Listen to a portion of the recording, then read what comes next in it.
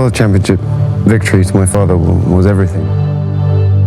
40 years ago, one of the most charismatic Formula One drivers of all time won the World Championship. James Hunt secured his title on the 24th of October 1976 at Fuji in Japan. Today, Unique and Limited, in partnership with McLaren, is commemorating this momentous occasion. The season did all end in Japan, goes without saying. I think our emotions and how we felt all came out then, and and the rest is history. 40 years on, I could still get emotional.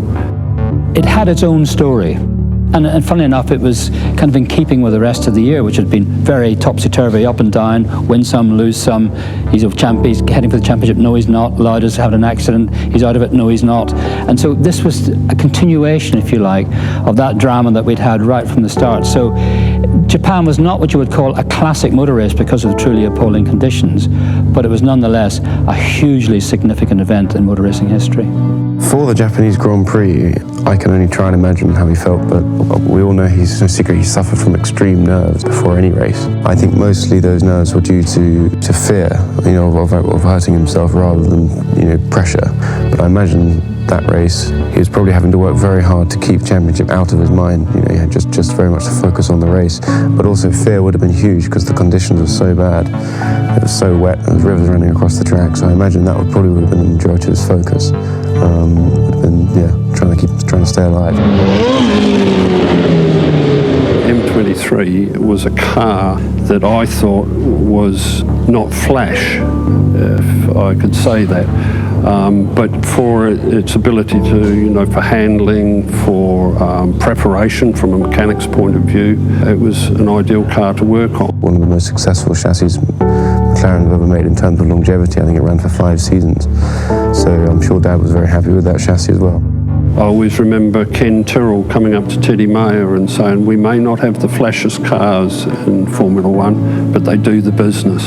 And that was very true. What made Dad so great? Well, as a driver, I think it was his sheer determination, his courage. I think what made him great as a person, he was determined to be himself and be his own way and do it his own way. He really was exceptional. He was just very different, very colourful, very exciting, just a great guy to have as a world champion. 40 years after James Hunt's title was secured is the perfect time to bring this event back to life. What we do with Unique and Limited is pretty special just because we recreate moments in history the way they've never been seen before. We try to capture it from different perspectives, from different angles, as authentic as possible, the way it could have not been captured with the technology from the past. After hours of conceptual development and pre-production, a movie-style shoot takes place. And who better to play the part of James Hunt than his own son, Freddie?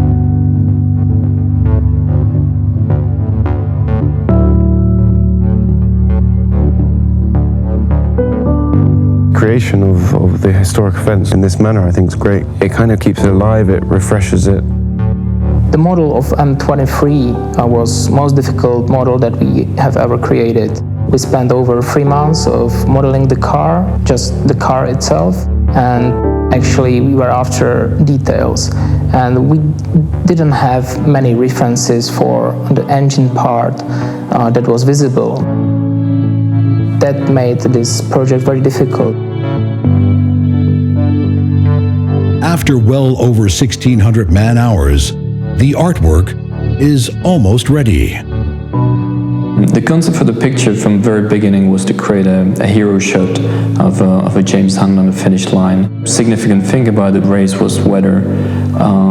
So we wanted to keep the dark clouds and the dark atmosphere in the picture combined with the bright light coming from the back, which I think worked very well in the end. So proud of him for what he did and how he did it.